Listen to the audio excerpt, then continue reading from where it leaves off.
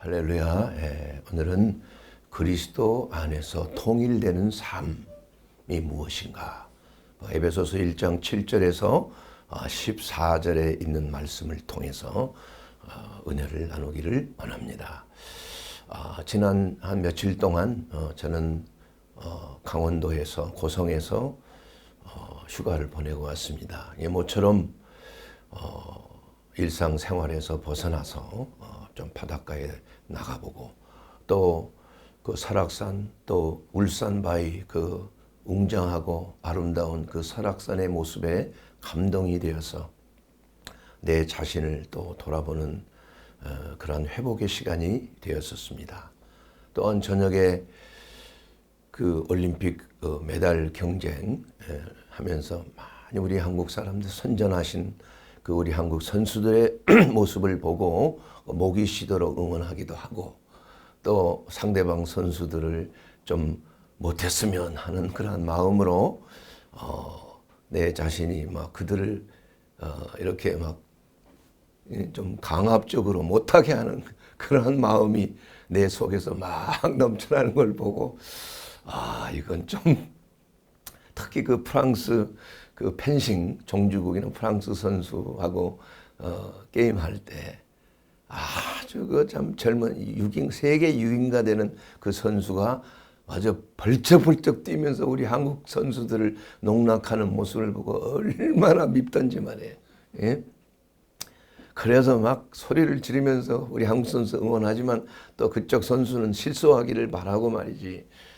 그런데 끝나고 나서 보니까 그 선수가 졌지만은 승복하고 우리 한국 선수를 찾아가서 격려하고 축하한다고 하는 그러한 그 스포츠맨십 모습을 보고 내가 좀 너무 심하게 아무리 그 상대방 선수지만 저런 사람 그 마음을 헤아리지 못했구나 이런 생각을 하고 좀 회개를 한 적이 있습니다. 우리의 마음은 그저 우리가 잘 되면 되고 또 상대방은 좀 망해야 우리가 잘 되니까 그런 적자 생존에 좀 이렇게 적응되어 있는 것 같아요. 그러나 사실 예수님의 마음은 그런 마음이 아닌 것 같아서 제가 좀 제 마음을 돌이켜 보면서 나도 새 속에 좀 너무 많이 물들어 있구나. 나보다 남을 좀 더 낫게 여기고 또 선한 이웃이 되는 그러한 삶을 사는 데 있어서 이러한 자세를 가지고 과연 내가 그리스도인으로서 이웃에게 선한 이웃이 될 수 있겠는가? 이런 생각을 해보는 시간을 가졌습니다. 그러면서 제가 20대 때에 참 은혜를 받았던 그러한 책이 있는데 그 책의 그 저자가 그 미우라 아야코라고 하는 빙점을 쓴 유명한 작가죠. 그 100만 부가 팔리는 여러분 혹시 아실지 모르겠습니다만은 그 미우라 아야코가 사실은 아주 어려서부터 그 결핵을 앓아서 몸이 완전히 망가진 사람인데 참 그 예수님을 전하는 한 청년의 전도를 받고 감격적으로 예수님을 영접했어요. 그러나 그녀는 거의 일어나지 못하고 그 이 침대에 누워 있는 그러한 삶을 살고 있는데도 그 청년은 그 아야코를 위하여 자기가 전 일생을 바치겠다는 그러한 모습에 감동이 있고 그가 전한 예수님에 대한 그 사랑과 그 헌신 바로 그 남자를 보고 예수님을 영접하게 된 거 아니에요. 그리고 나서 좀 몸이 회복이 되고 또 이제 책을 쓰는데 좀 돈이 필요했겠죠. 그래서 작은 구멍가게를 열었는데 그 구멍가게가 잘 되는 겁니다.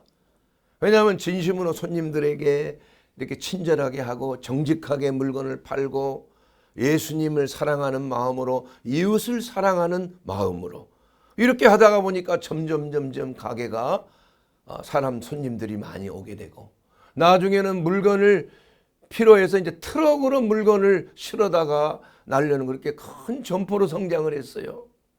직원도 많이 생기게 되고 그런데 어느 날 그 남편 미우라가 아야코에게 와서 이렇게 말합니다.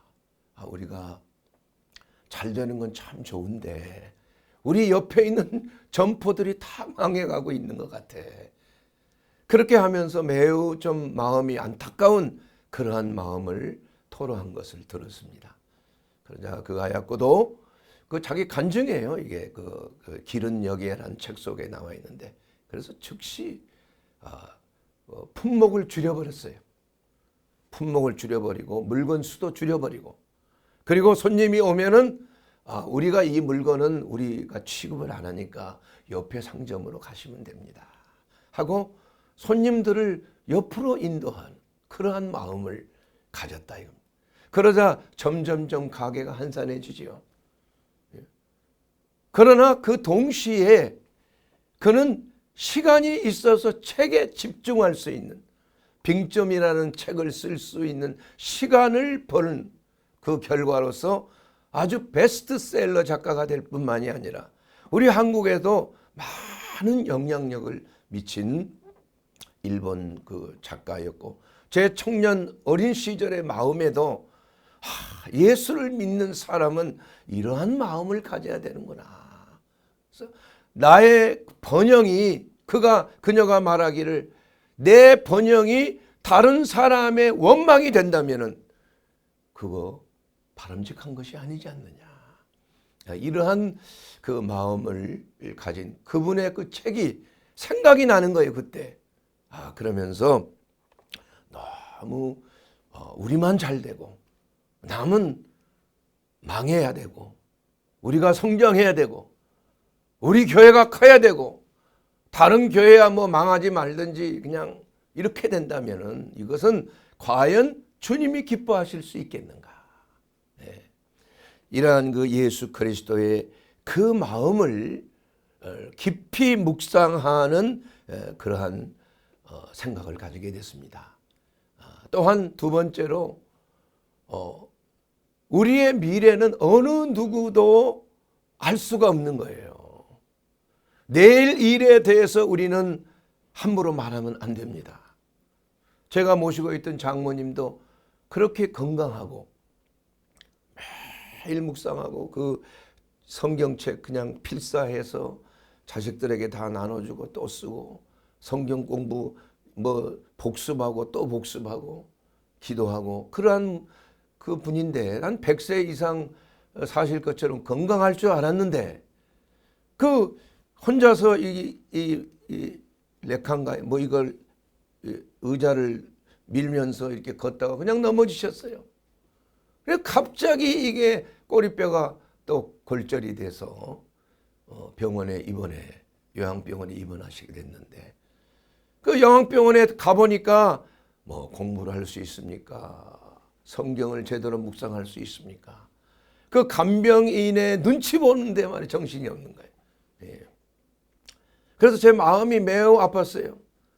정말 그렇게 총명하고 그렇게 참 정신적으로 이렇게 예수님을 닮고자 노력하고 하셨던 분이 아무것도 할 수 없는 그저 노인의 모습, 죽어가는 노인의 모습으로 돌변하는 것을 저는 보고 매우 마음이 아팠습니다.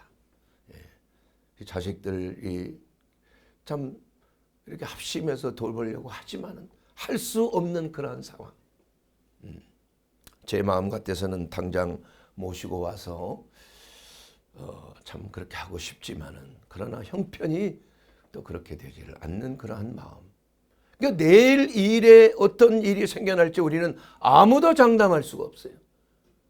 제가 존경하고 한때 정말 말씀으로 많은 은혜를 받았던 우리 형님 친척 목사님도 갑자기 암에 걸리고, 그래서 그냥 항암 치료를 받는데 도저히 견딜 수가 없어서 포기하고, 그야말로 그 고통 속에서 신음하는 그 모습을 또한 목격했을 때 얼마나 마음이 아픕니까? 그렇다면 그렇게 하나님을 사랑하고 하나님 앞에 헌신했던 사람들이 왜 그렇게 됐는가? 예. 그래서 그 유명한 그 유대인 노벨상 평화상을 받았던 엘리 위젤이라고 하는 그 유대인 나치 수용소에서 겨우 살아남은 사람이죠. 근데 그가 그 600만 명이 희생되는 그 나치 포로 수용소에서 유대인 수용소에서 이 탈출하다가 어른들하고 13살 먹은 어린아이가 탈출하다가 잡혀서 교수형을 당하는 모습을 봤다 이거예요. 근데 어른들은 금방 숨이 끊어졌는데 그 13살 먹은 소년은 숨이 안 끊어지는 거야. 발버둥을 치는 거예요. 30분 동안이나. 그러자 그걸 보고 있던 유대인 중에 한 사람이 하나님은 도대체 어디 계시느냐? 하나님은 왜 침묵하시는가? 이렇게 소리를 질렀다 이겁니다. 그때에 그에게 들려오는 소리가 있었다고 그래요. 엘리 위젤 그분에게. 나는 지금 저 소년과 함께 교수대에 매달려 있다. 그런 음성을 들은 거예요. 그러면서 하나님은 우리가 잘 될 때만 하나님이 아니라 우리가 고통을 당하고 애매히 고난을 받고 정말 하나님의 나라와 그 의를 위하여 우리가 헌신하고자 하지만은 그러나 핍박과 고난이 있고 목숨을 걸고 순교한 우리의 신앙의 선배들 가운데 함께 하시는 하나님이시구나. 우리는 그저 잘 되고 번영하고 사업이 잘 되고 그럴 때는 하나님이 축복이고 잘 안 되고 뭔가 사고가 일어나고 잘 안 될 때는 이건 마귀의 짓이고 물론 하나님께서는 우리가 잘 되고 건강하게 살고 참 풍성한 생명을 누리고 이러한 것을 분명히 원하시는 하나님이시지만 그러나 모든 것을 합력하여 선을 이루시는 하나님의 섭리가 있다 이겁니다. 그래서 예수님의 제자들이 다 순교했잖아요. 그 섭리 가운데 우리의 신앙의 선배들이 다 선지자들도 순교하는 선지자들이 대부분이었고 주기철 목사님과 존경하는 손양원 목사님 다 순교했지 않습니까? 그러면 그들은 저주받은 자들입니까? 그러나 그 가운데 예수 그리스도께서 함께 하셨다. 이것이 진정으로 그리스도와 함께 동행하는 삶이다. 그리스도와 함께 죽었다가 그리스도와 함께 장사 지낸 바 되었다가 그리스도와 함께 부활하는 그리스도 안에서 통일을 이루는 연합하는 그러한 삶이야말로 주님이 기뻐하시는 삶이다. 그래서 사실 고통도 가장 주님이 가까이 계실 때에 우리가 그 고통을 인내할 수가 있는 거 아닙니까 여러분? 사랑은 오래 참는 것이에요. 사랑은 기분 좋고 잘 되는 것이 사랑이 아닙니다. 사랑은 모든 것을 견디는 것이 사랑이라 이거. 우리가 진정으로 예수 그리스도 안에 있다고 생각한다면 우리는 설사 우리 앞에 어떠한 고난과 핍박이 올지라도 범사에 감사하라. 쉬지 말고 기도하라. 항상 기뻐하라. 이것이 그리스도 예수 안에서 너희를 향한 하나님의 뜻이다. 그러므로 우리가 진정한 그리스도인으로서 신앙인으로서 우리가 살게 된다면은 우리의 삶이 그리스도와 온전한 연합이 있는 삶이 되어야 된다. 그래서 매일매일 우리는 그리스도를 본받는 삶이 이것이 바로 하나님 아버지께서 우리를 향한 하나님의 기뻐하신 뜻이라 이겁니다. 로마서 8장 29절에 보게 되면 하나님이 미리 아신 자들을 또한 그 아들의 형상을 본받게 하기 위하여 미리 정하였다. 이렇게 말씀해요. 하나님이 우리를 향하신 기뻐하신 뜻은 그 아들 예수님을 닮도록 그 형상을 닮도록 하기 위하여 계획하셨다는 것입니다. 에베소서 4장 13절에 보면 우리가 다 하나님의 아들을 믿는 것과 아는 일에 하나가 되어 온전한 사람을 이루어 그리스도의 장성한 분량이 충만한 데까지 이르리니. 그러니까 우리의 목적은, 하나님이 우리를 향한 목적은 그리스도의 장성한 분량이 충만할 때까지, 오늘 본문에 있는 그 말씀대로 그리스도 안에서 통일을 이룬다 이겁니다. 에베소서 1장 10절에 있는 그 말씀대로 하늘에 있는 것이나 땅에 있는 것이나 다 그리스도 안에서 통일을 이루게 하려 하심이니라, 이렇게 말씀하고 있는 것입니다. 사랑하는 여러분, 우리는 그리스도 안에서 우리가 믿음으로 말미암아 구원을 얻은 것 확실합니다. 하나님의 은혜입니다. 그러나 그와 동시에 우리가 해야 될 것은 그리스도 안에 접붙임을 받은 자처럼, 돌감나무였던 우리들이 참감나무에 접붙임을 받은 거 아니에요. 바로 참감나무는 예수 그리스도 아닙니까? 그래서 돌감나무의 열매를 맺는 것이 아니라, 먹을 수 없는 열매를 맺는 것이 아니라 참감나무의 열매를 맺을 수 있게 됐다. 이것이 바로 그리스도와 연합하는 삶을 사는 우리들의 모든 근본이 되는 것입니다. 우리가 구원받은 것도 하나님의 은혜로 믿음으로 말미암아 구원을 받았지만, 열매를 얻는 것도 하나님의 은혜로 그리스도와 접했을 때, 연합했을 때 나타나는 성화의 단계에 이르게 되는 것도 하나님의 은혜라는 것입니다.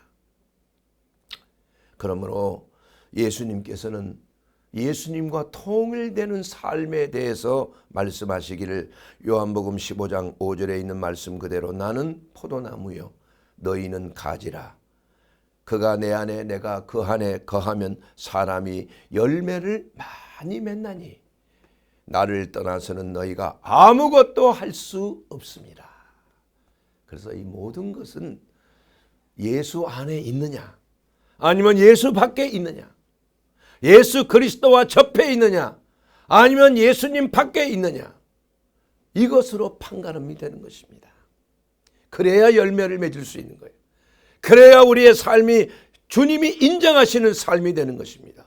어떠한 결과를 보고 판단하는 것이 아니라 그리스도 안에서 이루어졌느냐, 이게 중요한 것이라 이거예요. 많은 일을 주를 위해 내가 했지만은, 그러나 불법을 행했으면, 불법이라는 게 뭐겠습니까?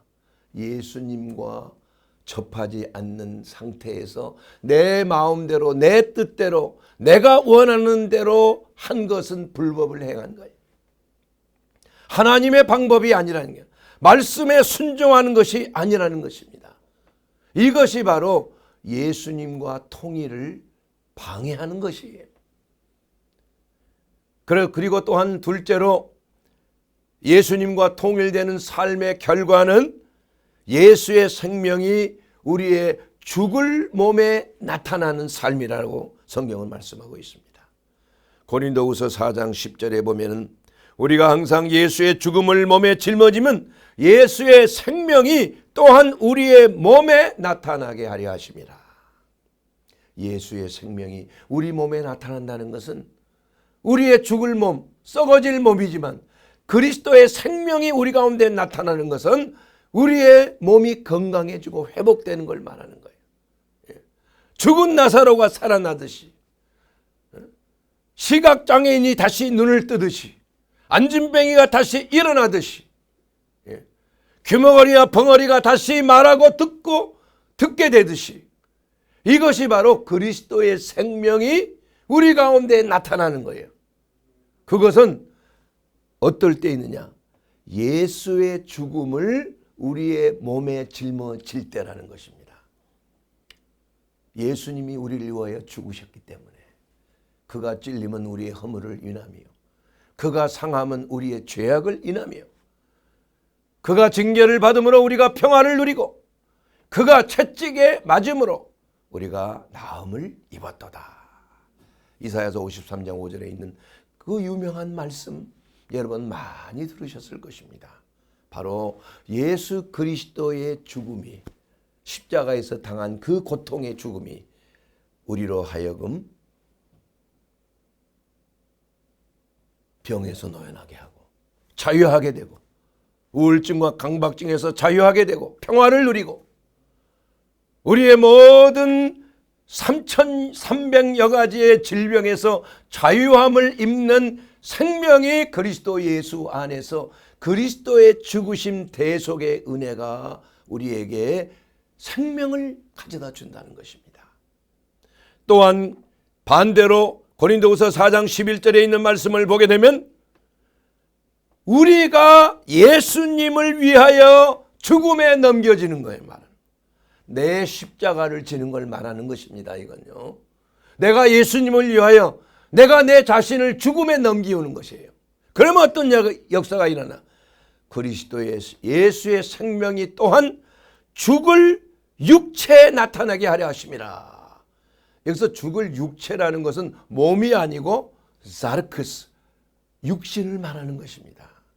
그러니까 우리의 육신은 죽게 된다는 거예요. 그 육신은 우리의 몸이 아니라 옛사람을 말하는 것입니다.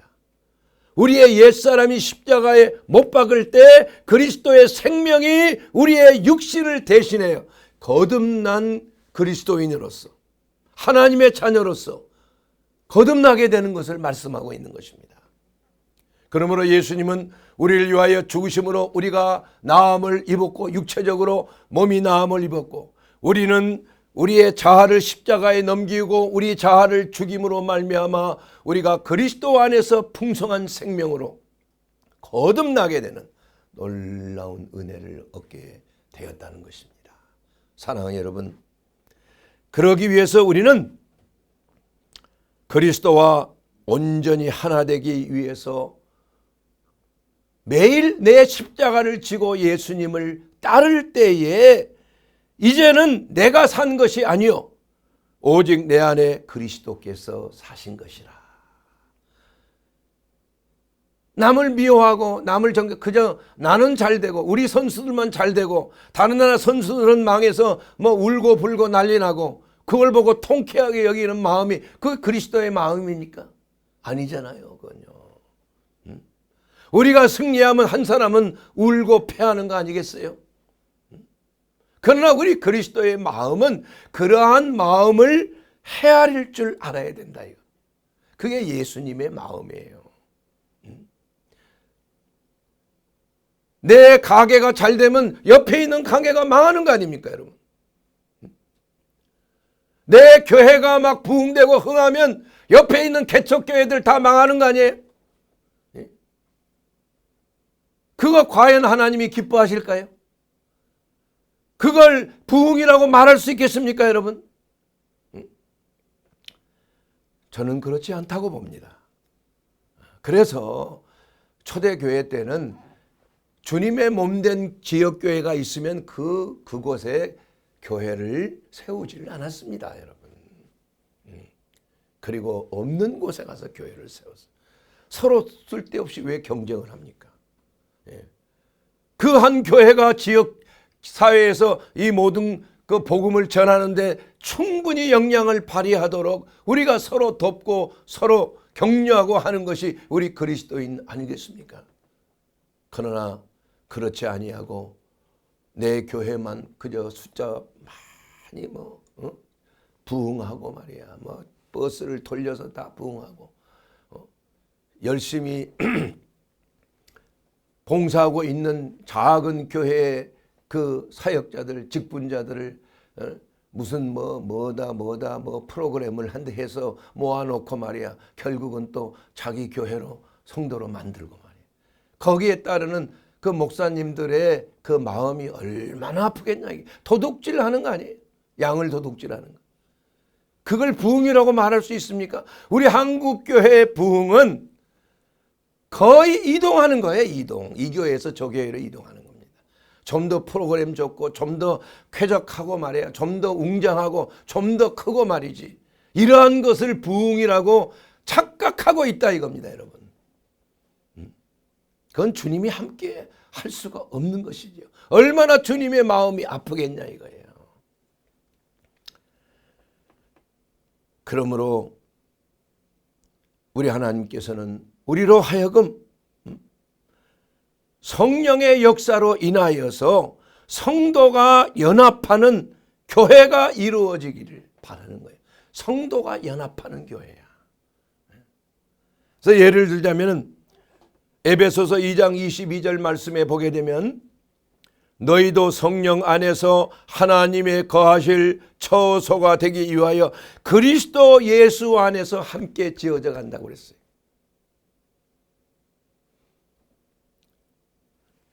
에베소서 2장 22절에 있는 말씀 그대로 그리스도 예수 안에서 함께 한 몸을 이루고 지어져 가는 교회라는 얘기예요.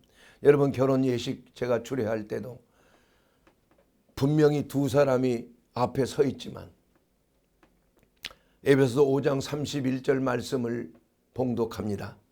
그러므로 사람이 부모를 떠나 그 아내와 합하여 그 둘이 한 육체가 될지니 이렇게 선포하는 거예요. 이제 한 몸이 되었다는 것입니다. 두 몸이 한 몸이 되었다는 것이에요.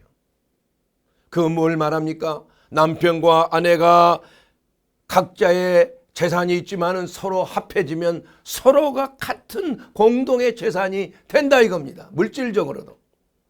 그러나 그것보다 더 위대하고 신비한 것은 그리스도 예수 안에서 신령한 몸 안에서 하나가 되는 놀라운 비밀이 있다는 거예요. 그야말로 영과 혼과 몸이 하나가 되는, 성령 안에서 하나가 되는, 예수 그리스도 안에서 한 몸을 이루는 그러한 공동체적인 신비가 바로 그리스도 안에서 통일된 삶을 살 때 이루어진다는 것을 말씀하고 있는 것입니다. 그래서 교회가 그만큼 중요한 것이에요. 그러므로 우리는 믿음으로 말미암아 죄에서 해방이 됐습니다.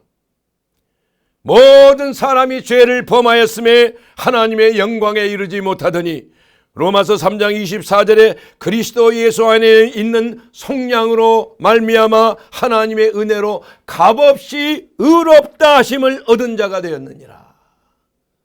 이제 우리의 것은 그리스도의 것이 되었다니까. 왜? 뭐냐? 우리의 죄가 예수 그리스도께 전가된 거 아니에요. 그래, 그게 바로 대속의 십자가의 은혜 아닙니까? 동시에 예수 그리스도의 의는 우리에게로 넘어오게 됐다 이겁니다. 이것을 보고 이신칭의다, 또한 이신득의다 이렇게 신학적인 용어로 말씀하고 있습니다. 그러니까 우리가 믿음으로 의를 얻게 됐다.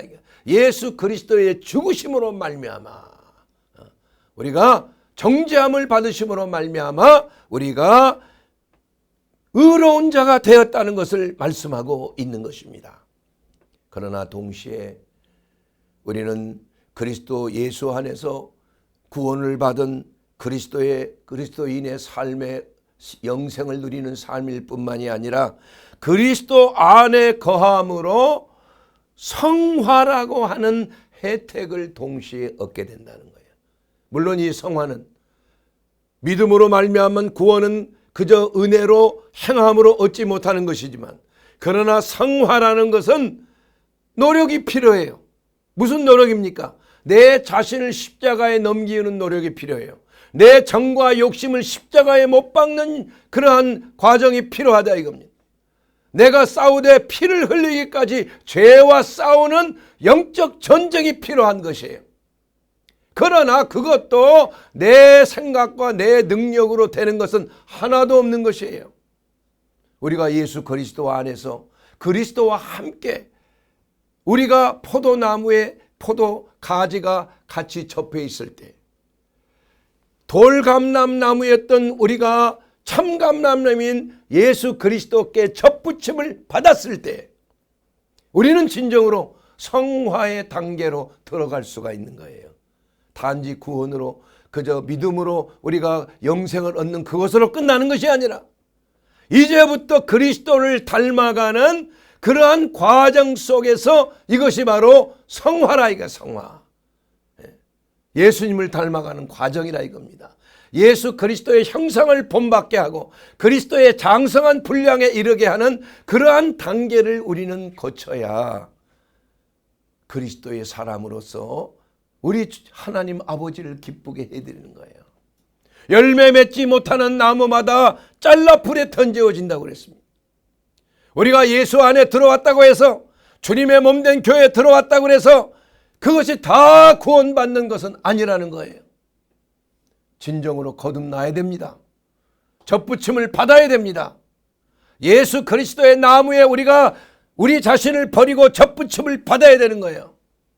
우리의 본체를 십자가에 못 박고 우리는 그리스도에게 접붙임을 받아야 되는 거예요. 그렇지 아니하면 성령의 열매를 맺을 수가 없는 것입니다. 우리의 본체는 돌감나무였어요. 참감나무 열매를 맺을 수가 없습니다. 참감람나무입니다. 그러나 우리가 예수님께로 옮겨왔을 때, 그리스도 예수 안에 거했을 때, 예수 그리스도를 나의 하나님 나의 구주로 영접하여 예수님이 나의 하나님 나의 구주가 되었을 때, 우리는 그때부터 시작이 되는 것이에요. 예수님을 닮아가는 시작이 되는 거예요. 다 이루어진 게 아니고 새로운 피조물이 된 그날부터 우리는 매일매일 우리의 정과 욕심과의 전쟁이 매일매일 되는 것입니다. 그렇기 때문에 우리는 이러한 예수님과 통일되는 삶을 살기 위해서는 무단한 노력이 필요합니다. 잠깐 기도하지 않으면 우리는 세속적이 되고 말아요. 잠깐 하나님의 말씀을 묵상하지 아니하면 금방 세상의 이념에 우리가 물들게 되기가 쉬운 것입니다, 여러분. 그러므로 하나님과의 연합, 그리스도와 연합을 방해하는 중요한 세 가지가 있는데, 첫 번째로는 교만이에요. 교만이라는 것은 다른 게 아닙니다. 독립적인 것을 교만이라고 그래요. 내가 하나님 없이도 살 수 있어. 내가 하나님 도움 없이도 내가 스스로 설 수 있어. 이것이 교만이에요. 그래서 교만은 우주적인 죄다. 모든 죄의 어미가 교만이에요. 죄의 아버지는 사탄이라고 그랬죠. 그러나 우리가 교만해짐으로 말미암아 하나님으로부터 떨어지게 됐고 사탄의 자녀가 되고 말았지 않습니까, 여러분? 그러나 이 교만, 이것은 바로 우리의 삶 속에 가장 쉽게 들어올 수 있는 거예요. 신학자였던 라인홀트 니버란 분이 교만에는 대체적으로 네 가지가 있다고 말씀하고 있습니다. 첫째는 권력적인 교만이에요. 내가 다른 사람보다도 높아졌다. 지위가 높아졌다. 그러면 지위가 낮은 사람을 무시하는 교만이 있을 수밖에 없어요. 그래서 쉽게 생기는 겁니다. 너는 내 명령에 따라야 돼. 내게 복종해야 돼. 그러나 그리스도 안에 있는 사람은 그러한 강요적인 권위와 복종을 요구하는 것은 하나님의 뜻이 아닌 것이죠. 지적인 교만, 모르기 때문에 나는 안다 이겁니다. 그렇기 때문에 너는 모르니까 내 말을 들어야 된다 이거예요. 좀 더 많은 지식을 배운 사람들, 좀 더 가방끈이 좀 긴 사람들은 교만해지기가 쉬운 거예요. 아는 것이 힘이지만 그 힘으로 남을 다스리기를 원하는 거예요. 세 번째는 도덕적인 교만. 이것은 우리 그리스도인이 범하기 쉬운 교만입니다. 나는 도덕적으로 간음을 행하지 않았고, 도덕적으로 남을 죽이지 않았고, 남의 것을 도둑질하지 않았고, 탐하지 않았다, 거짓말하지 않았어. 이러한 생각을 가지고 자기 자신을 높이게 생각하는 거예요. 그리고 위에서 내려다보는 겁니다. 이러한 도덕적인 교만이 바리새이적인 교만이에요. 마지막 교회, 라오디게아의 교회에 예수님께서 너의 공고한 점, 헐벗은 점, 너야말로 눈에 안약을 사서 좀 바르라 이겁니다. 금을 사서 네 믿음을 강화하라 이거예요. 너는 정말 가련한 자라. 너의 헐벗음을 보라는 겁니다. 이것이 바로 교만한 사람들의 우리 주님께서 참으로 얼마나 안타깝게 여기는 겁니까? 그러므로 교만은 하나님을 대적하는 것이 되는 것입니다. 교만은 하나님을 믿지 아니한 불신의 결과가 되는 것입니다. 그러므로 우리는 어떠한 경우에서도 우리가 교만하지 아니하고 우리 나보다 남을 더 낮게 여기는 그러한 마음이 그리스도 예수의 마음인 거예요. 예. 선한 이웃이 되고자 하는 그 마음이 바로 예수님의 마음인 것입니다. 나만 잘되고 나만 성공하고 내가 번영하는 것, 그러면 나의 번영 때문에 내 옆에 있는 사람들이 원망을 얻을 수 있는 거 아니에요? 우리가 그걸 생각하지 아니한다면 어찌 내가 번영한다고 잘된다고 해서 내가 기뻐할 수가 있겠느냐 이겁니다. 그렇기 때문에 우리는 늘 주위를 돌아보면서 우리 이웃과 함께 보조를 맞춰가면서 그들이 당하고 있는 소외됨과 그들의 아픔이 있는 질병과 이 모든 것들 우리 그리스도인들이 돌아봐야 되는 겁니다. 그리고 예수님의 사역이 바로 그런 사역 아닙니까? 하나님의 말씀을 가르치고 또 그 말씀대로 양육하고 또한 병든 자들을 고쳐주시고 마귀에 눌린 자들을 해방시켜 주시는 예수 그리스도의 그 사역이 바로 하나님을 경외하고 이웃을 내 자신과 같이 사랑하라고 하는 첫째와 둘째 대강령인 이러한 율법의 완성은 사랑이다. 하나님에 대한 사랑과 이웃에 대한 사랑이 하나 되는 놀라운 그리스도의 마음으로 통일을 이루게 되는 것일 줄로 믿습니다. 사랑하는 여러분, 마지막으로 우리가 그리스도와 통일을 이루기 위해서 조심해야 될 것은 무엇입니까? 성급하지 말라는 겁니다. 우리는 시간을 너무 바쁜 세월을 지나고 있어요. 시간이 없습니다. 항상. 우리가 이러한 때에 어떻게 하면 하나님을 위해서 내가 시간을 내서 기도하고 말씀 묵상하고 또 이웃을 위하여 내가 봉사하고 그들의 먹을 것을 주고 배고플 때 그들에게 먹을 것을 주고 목마를 때 그들을 마시오게 하고 그들이 갇혔을 때 찾아보고 그들의 병들었을 때에 그들을 치료해 주는 그러한 그리스도의 선한 이웃이 되는 그러한 삶을 우리가 바쁘기 때문에 못하는 겁니다. 여러분. 우리가 시집가고 장가하고 장사하고 뭐하느라고 바쁘다고 해서 주님의 몸된 교회에 예배드리는 것 소홀히 하게 되고 기도하는 것 소홀히 하게 되고 또한 말씀 묵상하고 그 말씀을 내 삶 속에 적용하는 것을 소홀히 하게 되는 그때가 가장 위기의 때라는 것을 성경은 말씀하고 그 위기의 때라는 건 다른 게 아닙니다. 예수님과 연합하는 삶이 깨어지는 것이에요. 그래서 교만하게 되는 것입니다. 독립적인 것이 되는 것입니다. 또한 그리스도와 함께 우리가 늘 교만하지 아니하고 또한 우리의 삶 속에 늘 내 생각을 사로잡아서 그리스도의 생각에 복종케 하는 그러한 전적인 순종, 거역 이러한 것들을 우리가 배제하는 것입니다. 거역은 사술의 죄와 같은 겁니다. 하나님의 말씀에 불순종한 것 때문에 사울이 순종이 제사보다 낫다고 사무엘로부터 질책을 듣고 사울은 왕권에서 물러나게 된 거 아닙니까? 여러분. 그러므로 우리가 하나님의 말씀을 거역하는 삶, 하나님의 말씀에 순종하지 아니하는 그러한 삶을 살 때 그리스도와 연합이 깨지는 겁니다. 여러분. 그러므로 사랑하는 여러분, 우리는 이러한 삶을 우리는 늘 점검해 봐야 돼요.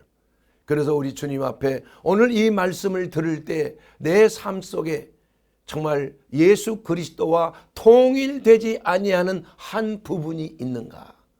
우리가 교회에 나와서 교회에서만 예수님과 연합하고 직장에서는 예수님과 전혀 다른 삶을 살게 된다면 그 어찌 예수님과 통일되는 삶입니까? 우리는 시간을 통일해야 돼요. 잠을 잘 때도 침실에서도 예수님과 통일된 삶을 살아야 되는 것입니다. 가정에서도 예수님과 통일된 삶을 살아야 돼요. 이중적이 되면 안 된다 이겁니다. 우리가 모든 것이 그리스도 예수 안에서 관통이 돼야 돼요. 구슬이 서말이라도 꿰어야 보배라는 거예요. 우리의 모든 삶을 뚫고 지나가는 그리스도 안에서의 통일된 삶, 24시간 우리는 매일 그리스도와 함께 연합하는 삶이 되기를 주의 이름으로 축원합니다. 그러기 위해서 우리는 예수 그리스도가 내 하나님, 내 구주가 되어야 하는 것입니다. 주님, 저는 이제 회개하고 이 말씀을 듣고 회개하여 주 예수 그리스도의 대속의 은혜를 받아들입니다. 주님, 나를 용서해 주시옵소서.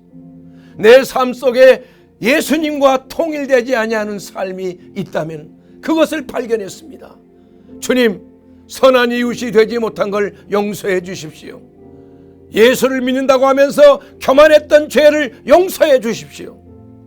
예수님을 따른다고 하면서도 정작 궁극적으로 예수님을 내 목숨을 걸고 따르지 못한 것을 용서해 주시옵소서. 이렇게 결단하는 시간이 되지 않겠습니까? 사랑하는 여러분, 우리는 태어나면서부터 주님 앞에 서는 그날까지 모든 것들이 그리스도 안에서 하나가 되는 통일된 삶이 되었을 때 우리 주님께서 그 삶을 계수하시는 삶이 될 것입니다. 여러분, 80년을 살아도 10년도 안 되는 계수하는 삶이 된다면 어떻게 되겠습니까? 어떤 사람은 예수 밖에 있다면 80년 평생을 살아도 어떠한 시간도 인정하지 아니하는 그러한 삶이 될 수가 있다는 것이, 오직 예수 안에서 하나님께서 우리의 삶을 통일을 계수하시는 그러한 삶이 되어야 할 줄로 믿습니다. 여러분의 영과 혼과 몸이 그리스도 예수 안에서 흠없이 보존되기를 주의 이름으로 축원합니다.